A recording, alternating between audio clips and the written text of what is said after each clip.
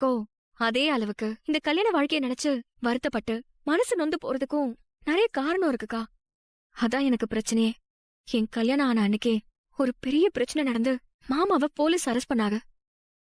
மாமாவ police arrest பண்ணதுக்கு நான் தான் காரணம்னு சொல்லி எல்லாரும் என் மேல வெறுப்ப கொட்டினாங்க. உடனே என்ன எல்லாரும் வீட்டை விட்டு வெளியே போன்னு சொல்லி அனுப்புனாங்க. அதுக்கப்புறம் மாமா அரெஸ்ட் ஆனதுக்கு நான் காரணம் இல்லன்னு தெரிய வந்தப்போ என்னை ரொம்ப நல்லவன்னு சொல்லி எல்லாரும் மறுபடியும் என்னை வீட்டுக்கு கூப்பிட்டாங்க.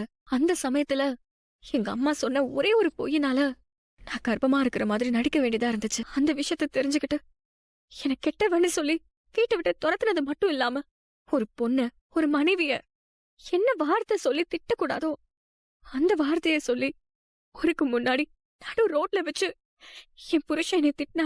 அதெல்லாம் என்ன மறக்க சொல்றீங்களாக்கா? ஒரு மனைவிய என்ன வார்த்தை சொல்லி திட்டக்கூடாதோ அந்த வார்த்தைய சொல்லி ஊருக்கு முன்னாடி நடு ரோட்ல வச்சு என் புருஷன் என்னை திட்டினாரு. அதெல்லாம் என்ன மறக்க சொல்றீங்களாக்கா? அது எந்த அளவுக்கு எனக்கு காயத்தை உண்டாக்குச்சுன்னு தெரியுமா உங்களுக்கு? இன்னைக்கு அவரு எல்லாத்தையும் மறந்துட்டு கல்யாண நாள கொண்டாடணும்னு சொல்லி கொண்டாடுறாரு. என்னால சர்வ சாதாரணமா அதை மறக்க முடியல. இப்படி சொன்னா எப்படி தமிழ்?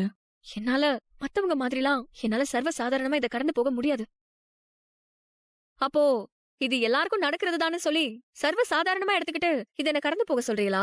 என்னால மத்தவங்க மாதிரிலாம் என்னால சர்வ சாதாரணமா இதை கடந்து போக முடியாது. நீ இதெல்லாம் மறக்கணும். உன் காயத்துக்கு மருந்து போடுறதுக்கு தானே தமிழ் இதெல்லாம் பண்ணிட்டு இருக்காங்க.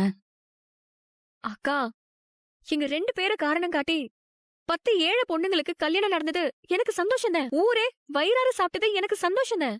எங்க 2 பேரையும் காரணம் காட்டி 10 பேரு நல்லா இருக்காங்க. ஆனா தனிப்பட்ட முறையில என் மனசுல எந்த சந்தோஷமும் இல்ல.